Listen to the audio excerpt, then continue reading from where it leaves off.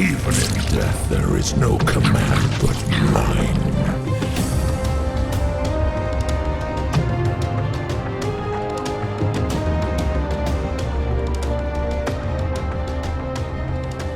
I think we can all agree that when Optimus Prime decapitated Megatron in Dark of the Moon, it seemed like the Decepticon leader's reign of terror had finally ended, and with no Allspark shards to bring him back to life, we were all positive that Megatron was not going to come back. However, as we would come to find out in Transformers Age of Extinction, Megatron was somehow still alive. Despite his spark being extinguished during the Battle of Chicago, his brain remained intact, and that was all Megatron needed. But how?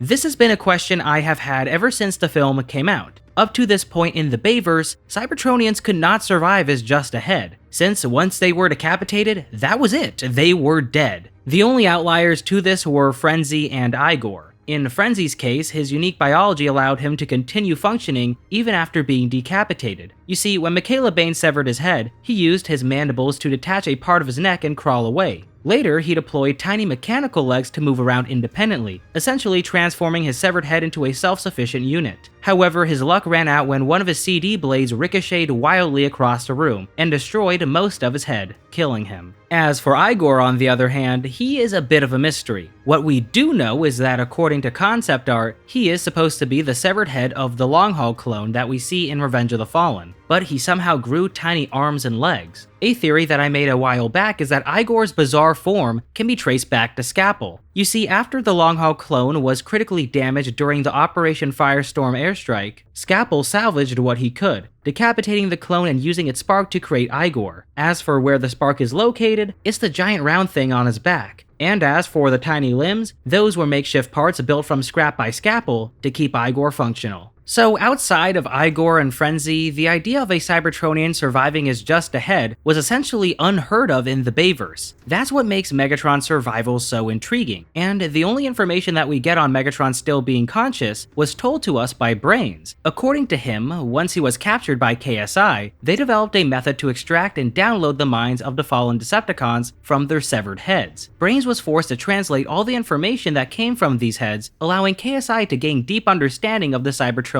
race. However, when Brains performed a mental autopsy on Megatron's head, he made the startling discovery that Megatron's mind was still active. He wasn't just thinking, he was strategically manipulating his thoughts. By focusing on the science and specs for a brand new body, Megatron effectively controlled KSI's efforts to create a powerful new form by feeding them the exact specifications he wanted for his own resurgence. But why was Megatron different? What allowed his mind to remain active when everyone else's couldn't? Well, in order to answer that, we need to understand how sparks function and their connection to the mind of a Transformer. You see, based on everything that the Bayverse tells us, sparks are not just the source of a Cybertronian's life force, they also contain their memories, effectively serving as the soul of a Transformer. When it comes to the mind, on the other hand, the films don't really dive into how they work, but based on everything that we see, I theorize that the mind governs a Transformer's consciousness, personality, and thought process. It interprets data, controls movement, and interacts with their environment, acting as the interface between the physical body and the spark. The mind is what allows a Transformer to think, plan, and adapt, while the spark, on the other hand, provides the underlying life energy. As we've seen in these films, when the spark is extinguished, the Transformer dies, and similarly, when the mind is destroyed, the Transformer goes offline. This relationship underscores the critical interplay between the spark and the mind. One cannot survive without the other.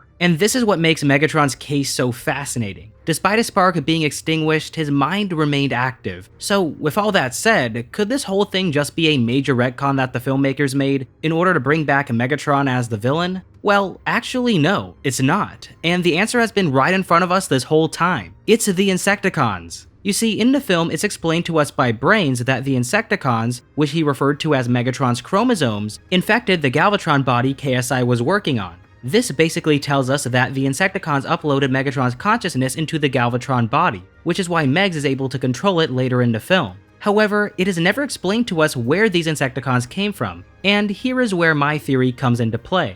I theorize that Megatron planted the Insecticons that we see flying into his head as part of a contingency plan well before his death. You see, during the events between Revenge of the Fallen and Dark of the Moon, Megatron anticipated the possibility of his defeat and devised a failsafe. He ordered a group of Insecticons to lie dormant deep within his head. In the event that his spark extinguished, these Insecticons would activate and download fragments of his consciousness, enabling them to transfer his mind into a new host. Additionally, the combined power of the Insecticons as sparks would keep Megatron's mind operational, allowing him to remain aware of his surroundings. Moreover, these Insecticons held an engram of Megatron's memories, allowing him to access his past knowledge and experiences, even if his spark was destroyed. Now, if the whole idea of Megatron letting Insecticons lie dormant in his head sounds a bit far-fetched, let's keep in mind that he allowed Scalpel and his drones to crawl in and out of his head in order to repair it. So the idea that he could take this one step further and utilize Insecticons as carriers of his consciousness fits perfectly within his cunning nature. Megatron has always been a master strategist, staying 2 steps ahead with multiple contingency plans meant to secure Cybertron's future. So with that said, this is the best explanation that I could come up with on how Megatron's mind was still active despite his spark being extinguished. And personally, I think it fits pretty well, since Megatron was always planning for the worst, so it isn't out of the question to say that he devised this Insecticon plan to bring himself back to life in the event of his death. This intricate web of strategies and backup plans is what makes Megatron the formidable villain he is, always prepared, always thinking ahead, and always ready to rise again to achieve his ultimate goal of conquering Cybertron.